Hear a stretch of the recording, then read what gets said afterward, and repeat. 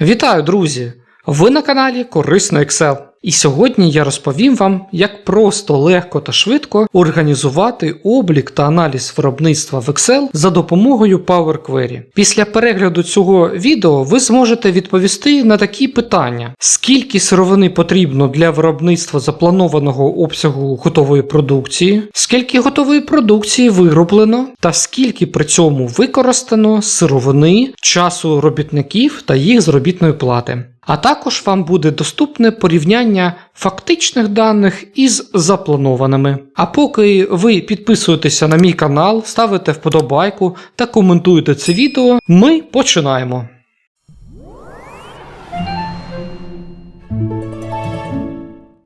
Отже, давайте уявимо ситуацію, коли в нас є невеликий кондитерський цех, який виробляє печиво. Отже, почнемо, звичайно, з довідників. Зараз на екрані в мене довідник матеріалів, тобто сировини, готової продукції та робіт при виробництві печива. Тому, звичайно, якщо у вас є своє інше виробництво, то потрібно сюди заповнити саме ті матеріали та готову продукцію та роботи, які ви використовуєте безпосередньо у себе. Далі це в нас перелік рецептів. Наприклад, якщо в нас найменування печива однакове, але є декілька рецептур, і в залежності від, наприклад, наявності матеріалів, ми використовуємо той чи інший рецепт. Статус план-факт, він використовується при заповненні таблиці виробництво. Про це я розкажу потім детальніше. Наступний аркуш – це специфікації, тобто це ті самі рецептури, про які я казав до цього, в яких розписано, скільки необхідно використати сировини та робіт для виготовлення, наприклад, 1 кілограму готової продукції, або 1 тони, або, тобто на одиницю виготовленої готової продукції. Отже, тут мені потрібно заповнити найменування готової продукції та найменування сировини з одиницею виміру цієї сировини. Зверніть увагу, що тут в мене вже зроблений випадаючий перелік по рецептам та випадаючий перелік по артикулам готової продукції. Я вже неодноразово в своїх відео показував, як зробити випадаючий перелік на основі розумної таблиці, тому я тільки вам покажу цю формулу в перевірці даних. Ось тут є тип даних список, джерело дорівнює indirect подвійні лапки рецепт, тобто це назва розумної таблиці рецепт і назва стовпця із назвами рецепту. Зараз перейду до довідника і ось дивіться, ось ця наша невеличка розумна таблиця, ім'я в неї рецепт. І назва цього стовпця також рецепт. Тому саме формула випадаючого переліку була саме така. Аналогічним чином зроблено випадаючий перелік по артикулам готової продукції. Тобто в нас в перевірці даних є формула indirect, подвійні лапки, довідник матеріалів робіт і стовбець артикул. Тому для того, щоб підтягнути найменування готової продукції, ми введемо зараз функцію xlookup, потім я посилаюся на значення для пошуку, крапка з комою, масив для пошуку в нас буде артикул із довідника, крапка з комою, і що нам потрібно повернути? Нам потрібно повернути найменування. Потім, якщо не знайдено, я хочу, щоб воно мені видавало пусте значення, тому я ставлю подвійні лапки і закриваю дужку. Натискаю на Enter.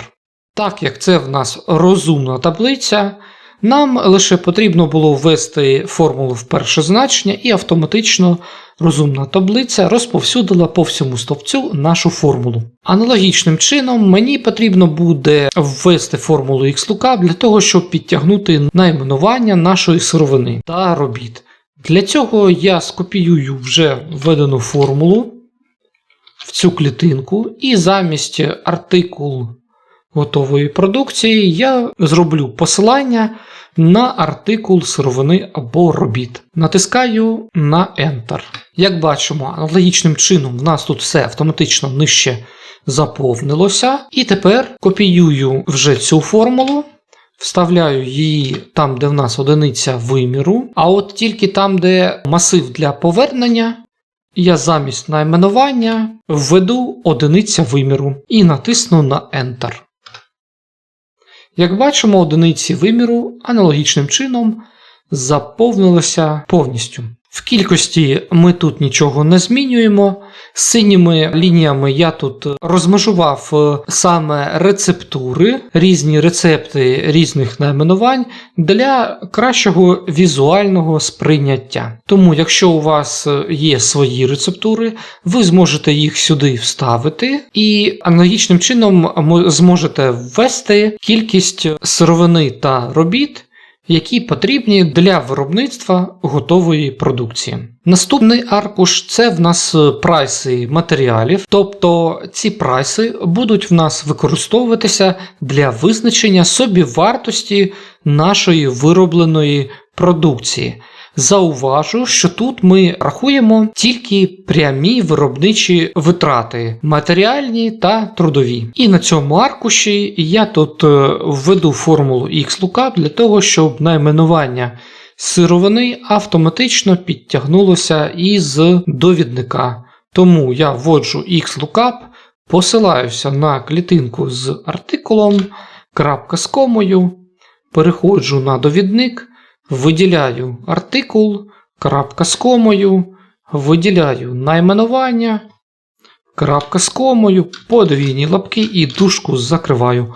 Натискаю на Enter. Як бачимо, все в нас проставилося і дуже коректно. Тепер проставляю одиницю виміру, тільки в масиві для повернення змінюю стовбець найменування на одиниця виміру із довідника матеріалів та робіт. Одиниця виміру проставлена, і ціни тут в мене вже стоять. Зверніть увагу, що цей метод буде дозволяти вводити прайси від різних дат. Тобто, якщо у вас із плином часу ціни будуть змінюватися, то ви зможете сюди доповнювати вже змінені ціни. І собівартість, в залежності від дати виробництва, буде змінюватися відповідно до внесених вами цін. Аналогічним чином нам потрібно ввести прайси на роботи наших працівників.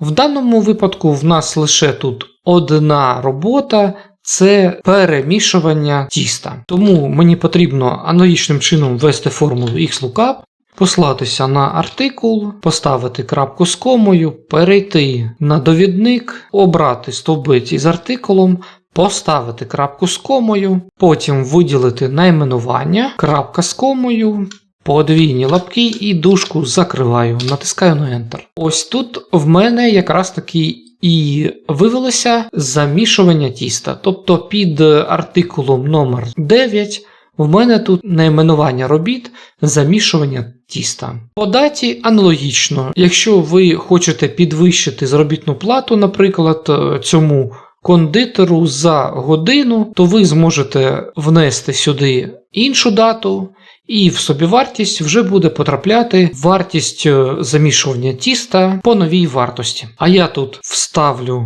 одиницю виміру, тобто скопіюю формулу XLOOKUP і замість найменування оберу ось тут одиниця виміру подвійним кліком мишки. Як бачимо, за 1 годину ми будемо платити нашому робітнику 150 гривень. А в специфікації на кілограм нашого печива вівсяного потрібно півгодини. Отже, наступний аркуш – це виробництво. Саме в цей аркуш ви будете вносити дані про кількість вже виробленої продукції по факту та те, що ви плануєте. Отже, тут в нас є такі колонки: дата виробництва, статус – це планові дані або фактичні. Якщо це планові, то тоді мається на увазі, що, наприклад, на 5 травня за рецептом 1 ми плануємо виготовити 6 кг печива за артикулом 11. Мені залишається за допомогою формули XLOOKUP підтягнути найменування готової продукції та одиницю виміру.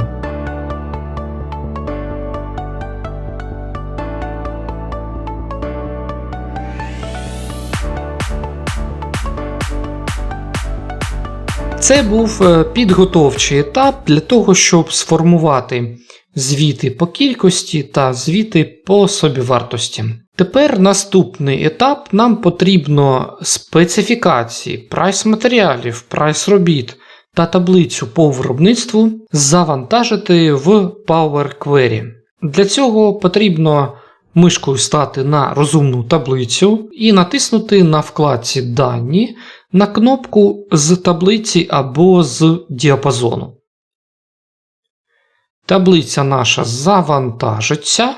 Через фільтр із специфікації ми приберемо пусті рядки і поки натиснемо «Закрити і завантажити до» і натиснемо лише «Створити підключення» і натиснемо на ОК.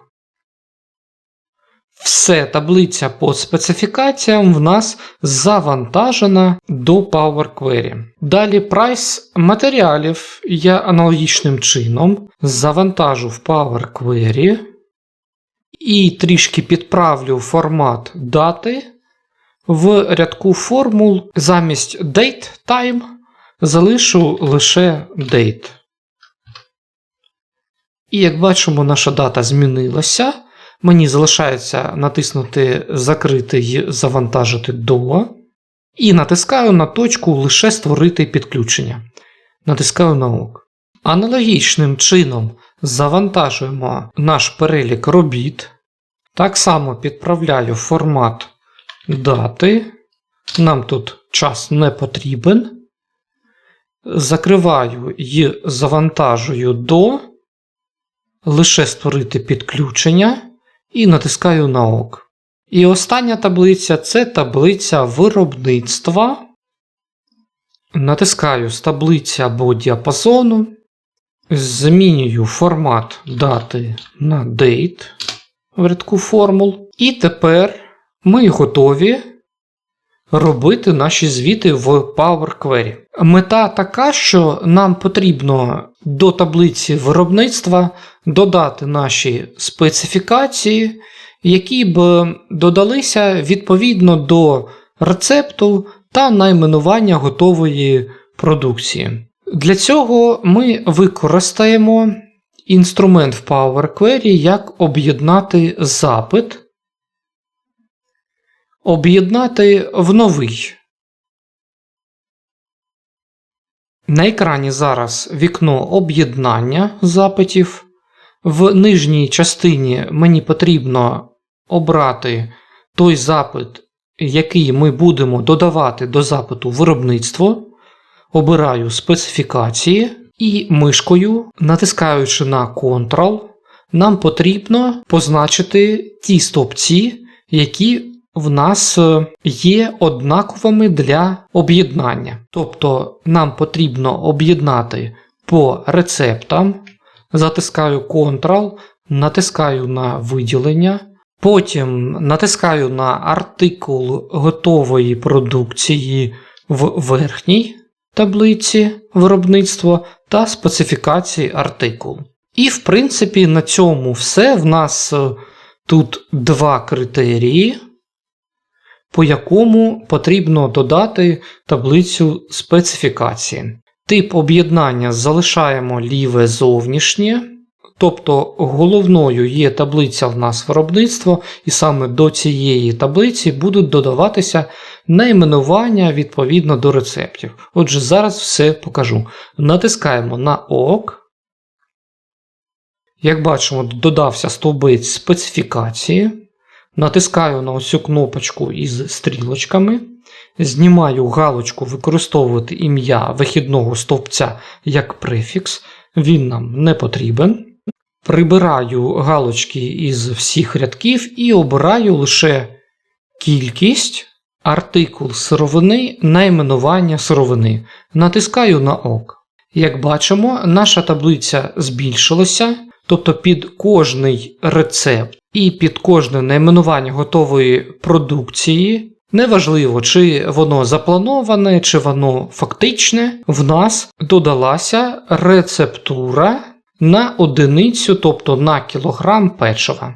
Щоб розрахувати кількість сировини, яка була використана або яка потрібна для використання, потрібна кількість виготовленої продукції помножити на кількість за рецептурою, тобто за кількість на одиницю на кілограм готової продукції.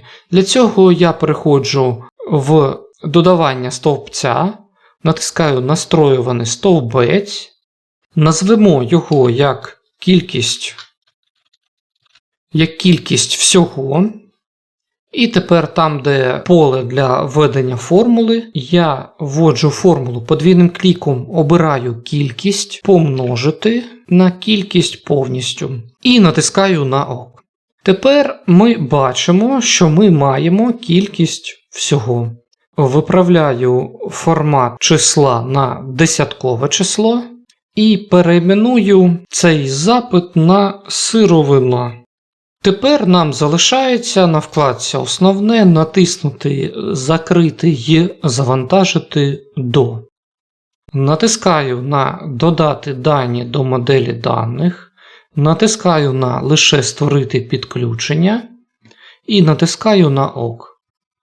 Power Query пише, що всі рядки завантажено в Power Pivot.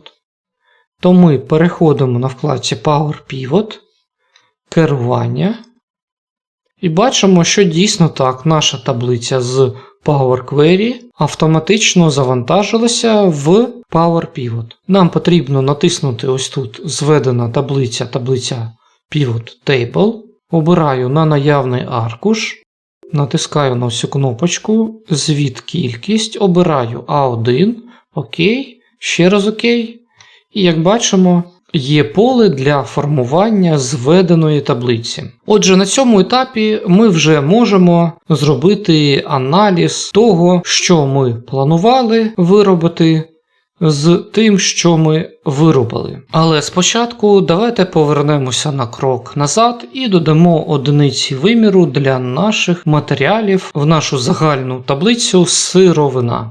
Для цього мені потрібно перейти на дані, запити та підключення, правою кнопочкою сировина редагувати. Переходжу на крок розгорнутої специфікації, натискаю на ось цей значок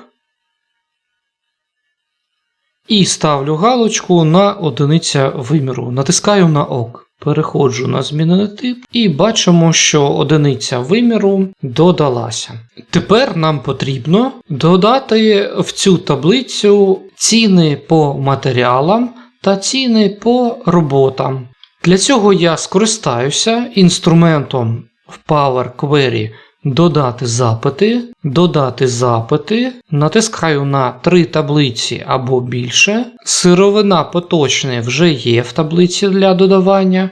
Мені потрібно додати прайс матеріали і прайс роботи і натиснути на ОК. Як бачимо, в нас тут додалися повторно стовпці з назвами наших прайсів, а це нам не потрібно. Тому я зараз буду перейменовувати стовпці прайс матеріали та прайс роботи рівно з такими ж назвами, які є вони в нас в таблиці сировина. Тому тут перший стовбець дата, то тоді в прайсах повинна бути назва стовпця дата. Правою кнопочкою по цьому стовпцю перейменувати, прибираю назву дата прайсу, натискаю на Enter. Аналогічним чином перевіряю, чи є така назва в прайсі по роботах. Так, є, тут тільки дата. Переходжу на сировину, наступний стовбець, який потрібно буде перейменувати.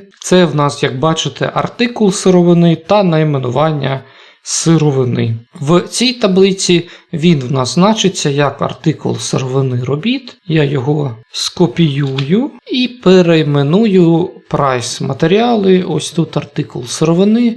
Перейменувати. Натисну Ctrl-V. Все є. Тепер прайс роботи аналогічно перейменовуємо. Натискаємо на Enter. Тепер дивимося, як в нас називається колонка стовбець з найменуванням сировини. Правою кнопкою перейменувати, Ctrl-C, переходжу прайс матеріалів, правою кнопкою перейменувати, Ctrl-V, Enter, прайс роботи, переходжу на правою кнопкою перейменувати, натискаю на Ctrl-V, все, перейменовано. Тепер дивимося, що далі в нас залишилося. Як бачимо, в нас тут є за одиницю виміру і ціна закупівлі, і вартість робіт. За одиницю виміру в нас це називається як одиниця виміру, од виміру. Тому я зараз перейду і перейменую цей показник. Прайс роботи аналогічно. І тепер замість ціна закупівлі перейменую її просто в ціна. В прайсі по роботам аналогічно перейменую цей стовбець в ціна. Натисну на Enter. Тепер переходимо на запит сировини і бачимо, що в нас тільки є один додатковий стовбець, який утворився після об'єднання, тобто додавання запитів прайс матеріали та роботи. Тепер нам потрібно відсортувати по найменуванню від А до Я за зростанням, а потім відсортувати по даті. Таким чином, як бачите, перший рядок в нас тут є, це ціна з прайсу, інші дані по цьому рядку пусті, тому мені потрібно, щоб ось ці ціни, вони розповсюдилися вниз, замість значень null, тобто пустих значень, в цьому запиті. Для цього мені потрібно буде правою кнопочкою натиснути по цьому стовпцю і натиснути на «Заповнити» униз. Як бачимо, ціна в нас проставилася. Відповідно, для прикладу, ціна на борошно 1 травня в нас була 20 гривень, як бачимо. А 6 травня було підвищення цін до 22 гривень. І, як бачимо, ті значення борошна, які йдуть нижче, ціна по ним також змінена. Це нам і потрібно для того, щоб собівартість нашого борошна змінювалася відповідно до зміни цін. Отже, мені залишається прибрати тут значення null і додати настроюваний стовбець, який буде розраховувати вартість сировини. Так і назвемо цей стовбець вартість ГРН. Для цього мені потрібно кількість всього помножити на ціну і натиснути на ОК. Змінимо формат числа на десяткове число. І, як бачимо, Excel нам все розрахував. Нам залишається натиснути на «Закрити» і «Завантажити». І тепер будуємо нашу зведену таблицю. Перший звіт – це звіт по кількості. Звичайно, що це зведені таблиці. Відповідно, ви можете формувати ті звіти, які вам потрібні, на власний розсуд. Тут я покажу лише два звіти, які, на мій погляд, є найбільш вдалими для аналізу виробництва. Тому, отже, звіт по кількості, він буде в нас показувати, скільки потрібно виготовити готової продукції та скільки фактично виготовлено і скільки фактично і за планом в нас використано сировини. Найменування готової продукції вже є в нас в рядках. Я додаю ще дату, додаю ще найменування сировини або робіт. Замішування тіста я переношу його як останнє значення, тому що це роботи, тому потрібно його перенести вниз. Кількість всього це в нас кількість матеріалів. Давайте одразу я перейменую цей показник. Назвемо його як кількість сировини. І от зараз ми бачимо, що, наприклад, ми планували 600 грам борошна використати, а використали 500. Тепер додамо сюди ще кількість готової продукції. Одразу перейменуємо як кількість ГП.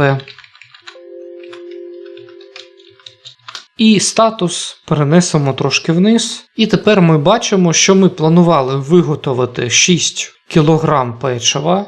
Виготовили ми його 5 кг, і відповідно в нас іде витрата цього борошна та інших інгредієнтів відповідно до наших специфікацій, до рецептур. Тут ми можемо прибрати загальні підсумки, вони нам не потрібні в даному випадку. Що б ще хотілося додати сюди? А хотілося б додати відхилення плану від факту. Так як це в нас зведена таблиця на основі Power Pivot, тому додавання обчислюваних полів та елементів в нас недоступне. Але в Power Pivot є такий інструмент, як міри. Це ніби як формули, за допомогою яких ми зможемо розрахувати відхилення плану від факту. Але, до речі, додамо ще одиницю виміру для сировини, ось, щоб було ще більш наглядніше. І тепер я не пам'ятаю, як зробити міру для визначення план-факту, тому я звернувся за допомогою до чату GPT, для того, щоб він мені цю формулу написав. Як бачите, ось це вікно чату GPT, я йому пишу, що в Excel на основі Power Pivot я створив зведену таблицю. Таблиця з даними називається сировина, в ній 3 стовпця. Сировина, статус та сума. Стовбець статус заповнено значеннями план або факт. І прошу його написати міру для Power Pivot, яка розрахувала б у зведеній таблиці відхилення факту від плану. І як бачите, мені чат GPT написав ці міри, які потрібно створити. Єдине, що я не буду робити окремі міри сума план і сума факт, а зроблю це все в одній мірі як відхилення. Тому я зараз скопіюю формулу першої міри, переходимо на наш файл, тепер Power Pivot, і ось тут є кнопка міри, створити міру. Замість дорівнює вставляю нашу формулу, тут я змінюю назву нашої міри як відхилення. Відхилення сировини кількість. І ось тут у формулі змінюю сума на кількість всього. Потім копіюю всю цю формулу, ставлю мінус, вставляю цю формулу і ось тут замість факту ставлю план. І в принципі все, натискаю на ок. Як бачите, в нас тут з'явилися 2 нові стовпця, які показують нам відхилення кількості по сировині. Давайте тепер додамо ще 2 міри, тобто в нас буде міра по відхиленням по виробництву готової продукції та по вартості сировини. Тому я натискаю на міри, створити міру. В буфері обміну в мене вже є ця формула, я її сюди вставляю, називаю цю формулу як відхилення готової продукції. І замість кількість всього змінюю на ось такий варіант кількість скорочений. Тепер копіюю цю формулу, ставлю мінус і замість факту вписую план. І натискаю на ок. Як бачимо, в мене додався ще один показник. Я ось цей показник відхилення по готовій продукції переношу після кількості готової продукції. І звіт в нас майже готовий. Тепер мені залишається прибрати назву PlanFact. Я їх залью ось таким шрифтом, щоб їх не було видно. Ось цей стовбець приховаю і аналогічно зроблю із показником по сировині.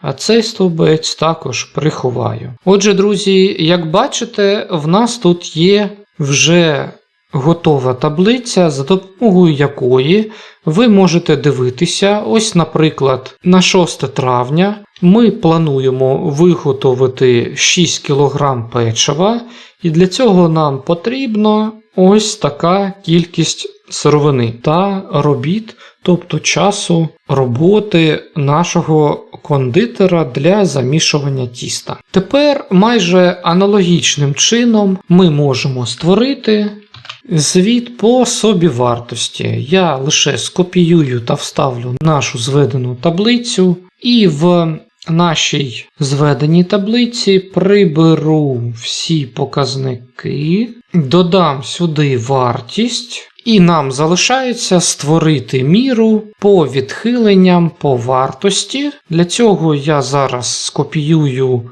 міру з попередньої формули нашої з попередньої міри, копіюю і створюю нову, вставляю ось цю міру, називаю її як відхилення собівартість. Так, і ось там, де сировина, ось тут замість кількість, обираю вартість ГРН, і ось тут так само замість кількості подвійним кліком обираю вартість ГРН. Натискаю на ОК і закриваю це вікно. І перетягую ось наш новий показник, нову міру до нашої зведеної таблиці. Як бачите, всі наші міри, вони позначаються значком FX в полях зведеної таблиці. Мені залишається зробити колір тексту, щоб він не виділявся ось тут, там де PlanFact, а ось цей стовбець приховати. Додаємо до цієї зведеної таблиці ще кількість готової продукції і наш показник відхилення по кількості готової продукції. Аналогічним чином я роблю заливку таким же кольором, приховуючи назву PlanFact. І тепер ми маємо готовий звіт для аналізу нашого виробництва. Отже, ми бачимо, що нам потрібно було виготовити 6 кг нашого печива, виготовили ми 5, при цьому ми витратили на це ось таку суму в гривнях відповідно до наших прайсів. І наостанок давайте тепер внесемо, наприклад, нову ціну по яйцям. Так, це буде не 5 гривень, а, наприклад, вже 10 за одне яйце. І дата буде, наприклад, 8 травня. Тепер в нас тут є виробництво. Я для порівняння в 9 травня вношу фактичне виробництво за рецептом 1, печива 11, яке в нас, і в кількості 5 кг, просто для того, щоб показати вам, що собівартість яйця в нас змінилася. Переходжу на звіт собівартості, правою кнопочкою «Оновити». Як бачимо, в нас тут додалися дані за 9 число. Давайте я залишу тільки 9 і 5, щоб вам показати, що все в нас перерахувалося. І як бачимо, ось тут на 5 кг печива нам потрібно витратити в гривнях 50 гривень на яйця. В 5 числі це було лише 25. Тобто, як бачимо, ми ціну збільшили в 2 рази з 5 до 10 гривень за яйце. Тому тут в нас і вартість в 2 рази збільшилася при незмінній кількості виробництва. Аналогічним чином ця таблиця також змінилася, її повторно оновлювати не потрібно. Якщо ви якусь таблицю оновили, то всі таблиці оновлюються автоматично. І ми тут можемо побачити, що тут по кількості також в нас є дані. Отже, друзі, дякую, що додивилися це відео до кінця. Ставте вподобайки, коментуйте це відео, не забувайте про дзвіночок, щоб не пропустити наступне відео. Для тих, хто не хоче створювати цю таблицю з нуля, ви можете звернутися до мене в Instagram або по електронній пошті для того, щоб придбати дану таблицю вже з готовими формулами та підключеннями Power Query. А з вами побачимося в наступному відеоролику. Слава Україні! Бувайте!